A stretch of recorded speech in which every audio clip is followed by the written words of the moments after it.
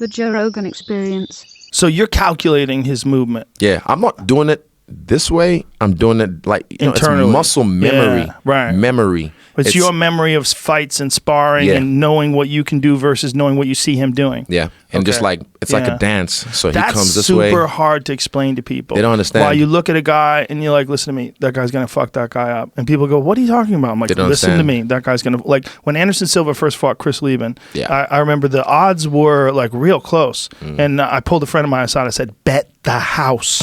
Bet the house on Anderson. He goes, are you serious? I go, bet the house. I go, bet the house. Yeah. I go, this guy's an assassin. This is a different thing. You're seeing a different thing. I'm telling you. This is one of the rare, the fucking sky has to fall for him to lose. No one knew. That's the thing. No one knew who he was until that happened. But I'd watch all those Cage Warriors fight when he was standing in front of Jorge Rivera and letting him punch him in the face. He's just rolling with it, man. Just rolling with it. He did it to me as well. People don't understand this. Like, and they said, fucking casuals. They said, I like it. And a lot of experts as well have casual brains because they're like, Israel has no knockout power because he hit Henderson Silva in the face clean. I'm like, you don't understand this. Anderson is playing a game where me and him are playing this game. So when I hit him, I didn't hit him clean. I'm not trying to hit him where he is. I'm trying to hit him where he's going to be. But then he knows that as well. So he'd anticipate that and then pause. The distance is just right, so it just nicks him. There's a time I kicked him in the face and I slowed it down on my Instagram. It just went... and just like my toe, literally, you see my toes, they're ugly as fuck. Like it just nicked the top lip. And I went, here's gloves, because I felt it. I felt my toe nick, and he goes, and we're playing this game. But like literally, I was trying to hit him where he's gonna be, but then he'd pause, and then the punch would just, so it looked cool. It looked like, but I was like, I didn't hit him clean. Right. We're playing this game, and people don't understand. People who've never fought, they don't understand that game you're playing. Yeah, it was beautiful, man. I love that fight. People I love that fight too. It was boring. I was like, fuck, that was iconic, man. I wish he had left after that fight, man, because I wanted to be the one. The people are silly. People are silly. That was a great fight. Yeah. But it's just people that don't have an appreciation for movement and like what it takes. What it takes. Most people don't know shit about MMA. No, most people don't know shit about everything. Exactly. Yeah, I mean, there's a lot of people out there that are experts, air quotes, that don't know shit about what they're talking about. Yeah. The thing about Anderson and you is, goddamn, I would have loved to see that fight when Anderson was 10 years younger and you are at where you're at right now. I'll tell you how it goes. How's it go? Same way it went. You know why? Why? He's never had someone do to him what he's done to people. Because what I was doing to him, making him jump, making him do, whenever he did this, that's all fugazi. That's all you made me faint. Do you know what fugazi is? I've used it a few times. Yeah. What does it mean? Do you know what it means? No. It's an interesting term. It was there was a limousine company in New York, and they started writing bad checks, and so those checks became fugazi checks. It's fake. So when is that Italian? Yeah. It was a limousine company called Fugazi Limousines. And so it's not a real word. No, well it is. It became an expression. Word? Oh, I see. It just became an expression. Like Fugazi. Yeah. So this company started writing bad checks. So anytime that something's fake, it's Fugazi. Oh. Yeah. Learn something new every day, like FOMO. Yeah. No, but like so whenever I'd like feint him or make him jump or make him react, like I got you, he'd like. Right. Trapping hands, kung fu, 52 blocks. Right. But it was no. Well, he didn't. He went through his career fighting really good fighters, great fighters, but never an elite kickboxer. Yeah. Never an elite world class kickboxer, like a world championship caliber fighter like yourself. Not a kickboxer, but definitely some, like you said, good fighters. But all the guys that he beat of that era, they couldn't last in this era. It's a different time now. The game has changed. The game keeps evolving, and it like.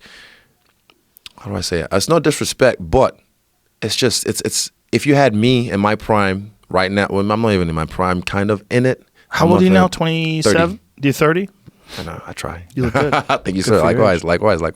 But it's just pretty much the game of inches, a game of fake, a game of gotcha. Right. And I do that better than him. Yeah. I feel that. And dude, this is the guy I've loved and I've fucking gagged and jizz about him the whole fucking career. Like he's the fucking, I use wrong words.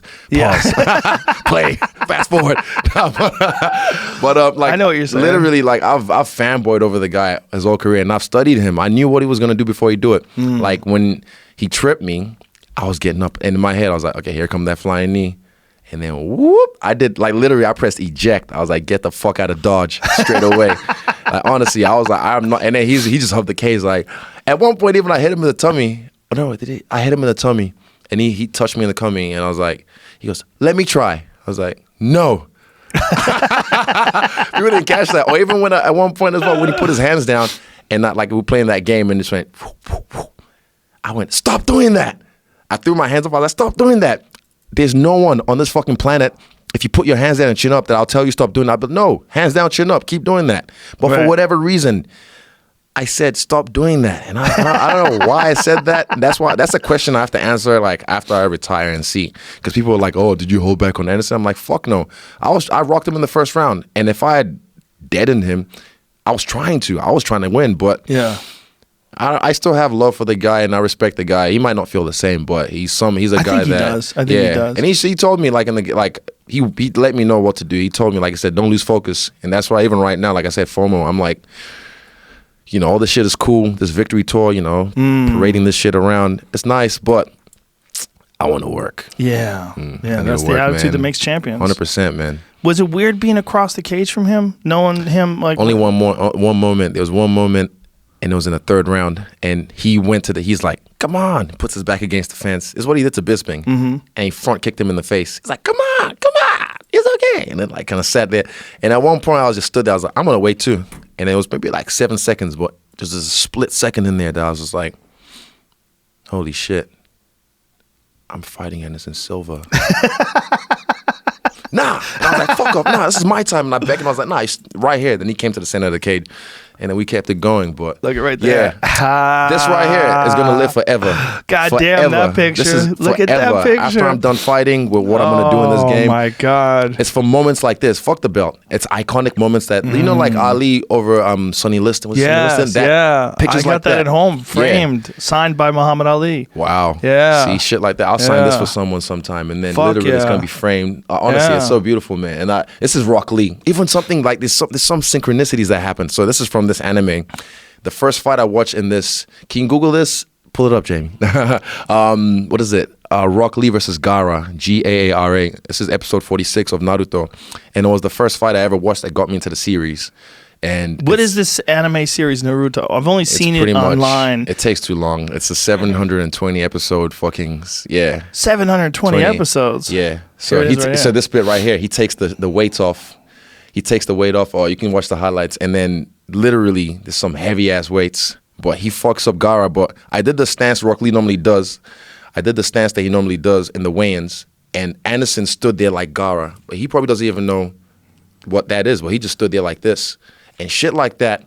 It's a taijutsu fight. It's just like when life imitates art without even trying. You know what I mean? Yeah. And I edited it. I got some guys, you know, shout out to Cutcraft and Black Print FX. They edited it for me to make it look the same as this, but literally, shit like this jazzes me up, man. I'm geeking out right now. Fucking nerd. Shout out to John Jones.